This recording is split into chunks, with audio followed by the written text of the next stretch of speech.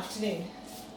Today we're going to make chocolate brownie muffins, and you've all had the ingredients and the instructions of what to do. So I've done some of it already because it's very noisy. So I've beaten together the sugar and the margarine. Now I've used pure because it's dairy free. So if you have someone in your household who is dairy free, this is ideal.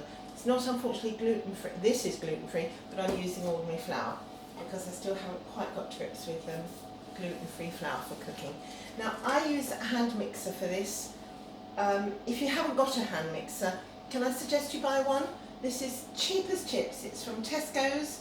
I've also had them from Sainsbury's. They're really cheap and they don't last a huge, not years and years and years, but they last quite well. The only thing is they have quite a short lead, but that's not the end of the world. This must be my third, I think, in at least 15 years. So although I have big mixers and expensive mixers, this is wonderful just for everyday mixing. So I would recommend you have a hand mixer. Because I've had several of them, I have two lots of mixer blades, which is very useful when you want to do something else, which I'm just going to do now. So I'm going to just mix the eggs together.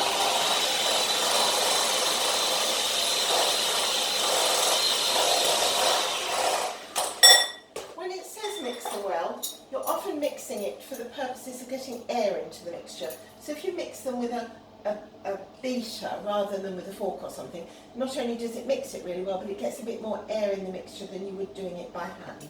So that's why I've done that. I've sieved my flour and my ground almonds together. It's set on a plate, but I put them in a bowl because I thought it was easier. And here's my cocoa, into which I'm now going to put 6 tablespoons of boiling water. So I'm just going to flip my kettle on for a moment. It has boiled, but it'll take a minute to come back up to the boil. So what we're going to do is get these all in together before we put them into the cases. I've got my paper cases in my tin. Now the recipe says that it makes 8, but you'll find, like so many recipes, it actually makes more than that. You do fill the mixture right up to the top of the case, but I would suggest you can make probably 10 or 12 actual cakes. So it's best to have them all with a paper case in case you make that many. If you only make 8, it's easier to take them out than to try and put some more in while you're cooking. Hold on a moment while my kettle is not boiling. You've lit the oven at 180, I hope. Mine's up to temperature already. It does come up to temperature really quickly. And then we'll get on with the making. This smells delicious. Soft brown sugar smells absolutely delicious. Right. So I'm going to put my 6 tablespoons of boiling water into here. 1, 2, 3, 4, 5, 6. Always best to cook cocoa in boiling water. Say for instance you're making chocolate icing, always better to put the cocoa in boiling water because it cooks it and it stops that slightly bitter taste that you get with cocoa. And so that's a good thing to do. This recipe tells you to do it, but quite often in icing and things they don't tell you to do it. But I think it's always better to dissolve it in boiling water before you start. So we're going to add that to our sugar mixture. I'm a great devotee of the spatula, which takes every last bit out of the bowl and doesn't waste any. Quite often on television you'll see professional cooks who leave sort of 2 cupcakes worth of mixture in the bowl because they can, but we don't want to. So we're going to mix that together.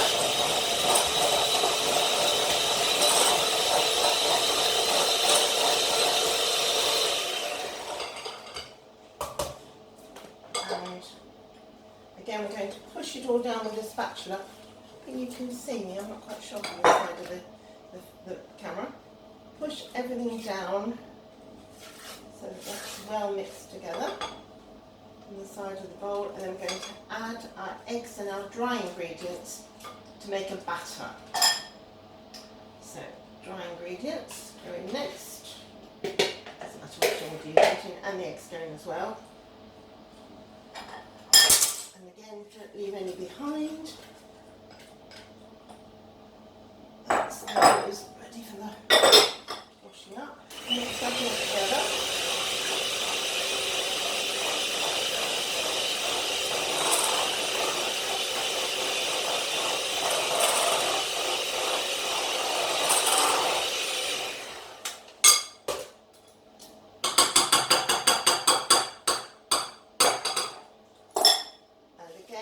With a good wipe round with your spatula, make sure you've got it all mixed in. And as you will see, this is a batter. This isn't the sort of sponge mix that you might be used to in cakes, it's a batter. And I have to say, one of the most successful chocolate cakes I ever make is a batter like this, which I used to use all the time when the children were small for birthday cakes and things. It was a really good recipe. So, you then put the batter into each of the paper cases. Now, as I say, you need to fill them really quite full because they do, I'll show you how full in a moment, as you can't see where my bowl is. Let me just move that, do that, would be sensible, isn't it?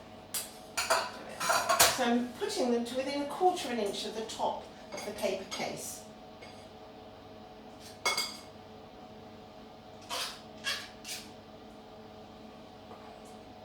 I think it might even be easy to put this, to be honest. I've got one of those mixing bowls that's like a jug, it's got a spout on it.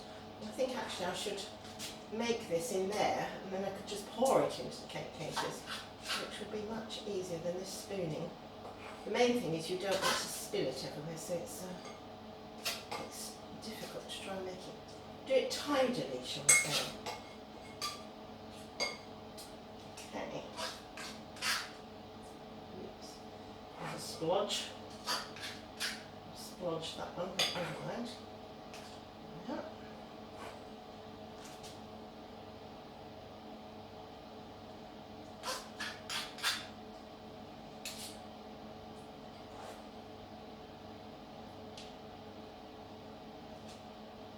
Whilst it says they take 30 minutes to cook, you will hopefully know your ovens, and you may find they take slightly less than that.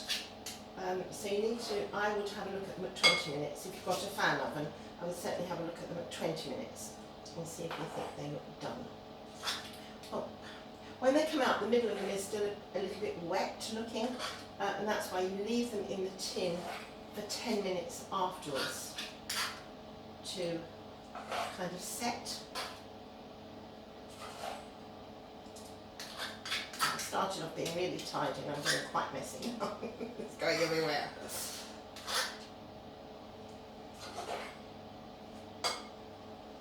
But as you can see, I've already made more than 8. So 8 is a very generous estimate of how many it makes. And I did speak to a friend of mine who also makes these, and she said, well, we normally make 10 to 12, so I thought, thank goodness, not just me being silly. I do find that recipes often say that, you know, this makes 4, and you think, blimey, I've got loads. So there we are, let's fill them all up as full as each other, because we want them all. I mean, it's not great way to break up, but you do want more roughly the same size. See, I'd fail Bake Off, wouldn't I? Because of the way I made. So I do apologise for making such a lot. But I have these lovely tins that come very clean, very easily when I wash them, so that's right. So they're all topped up to about the same height in their paper cases. We'll just wipe some of that off, because that's a very big lump.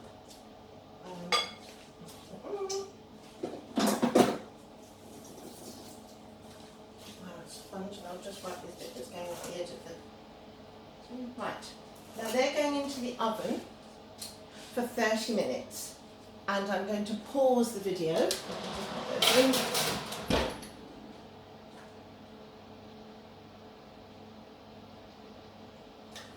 Now I've set the oven timer for 20 minutes because, as I said, I'm not 100% certain they're going to take the whole 30 minutes. So I'll set it for 20, have a look at them, show you.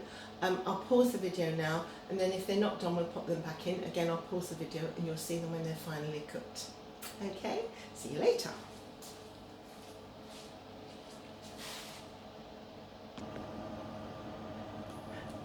Now I've just come to the 20-minute mark, and I want to show you, I don't know if you can see them properly in my oven, they're still looking very wet on the top. I'll just pull them out and show you.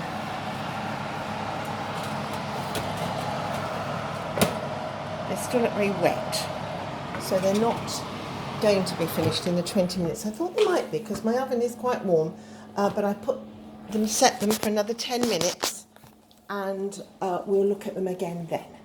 Okay, and make sure they're completely ready. Okay, so see you in a little bit. Okay, the time has come. I have a kind of internal clock where my cook is concerned. I don't know about you, but I'll be doing something else and I suddenly think, I think it's nearly time, and I'm always within a couple of minutes of whatever it is being ready. So this I think has got about a minute to go. In fact it has, but I'm going to take them out because my internal clock tells me they're ready, and there they are. That is 1 dozen chocolate brownie muffins. I think they look delicious. So I'm going to leave them now to stand for 10 minutes in their tin, and then we take them out onto the cooling tray. But for the moment we're going to leave them for 10 minutes just there. I'm going to turn my oven off and we'll see what they look like in 10 minutes time. Okay?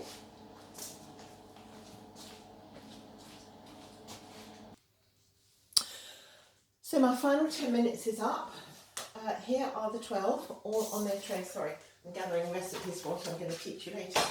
So this is 12, all on the cooling tray, and I'm going to break one open just to show you what they look like. These are quite hard on top, but really gooey inside, really lovely and gooey inside. Smell wonderful. So that one's going for Bob now. And there we have it. Chocolate brownie muffins. Enjoy.